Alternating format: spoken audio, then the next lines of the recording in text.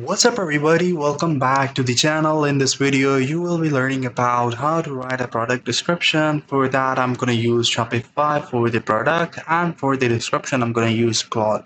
So stick to the video till the end to get to know about it. I'm using Claude desktop application, so you guys should know that this is the application that I'm working with. What I'm going to do, I'm going to just go ahead and take screenshot of the whole subjects like the media categories and all this stuff. I'm gonna just go ahead and copy the description and the title, and I'm gonna go ahead and take a big single sort of a screenshot. Now I have all the information related to it. I'm just gonna go ahead and paste it.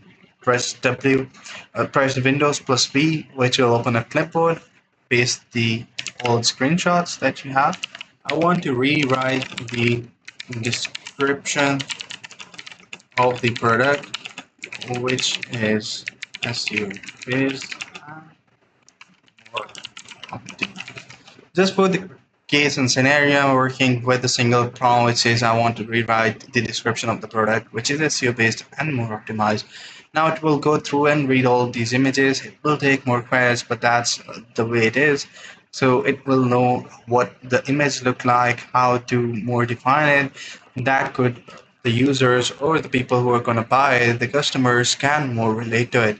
So just gonna wait ahead till it provide the new SEO optimized description while eliminating the hyphens. It will take a few seconds. Until that, we just gonna go ahead and see the Shopify page, where here you will see the product description has show HTML. If you want to show HTML, you guys can simply add a code as well.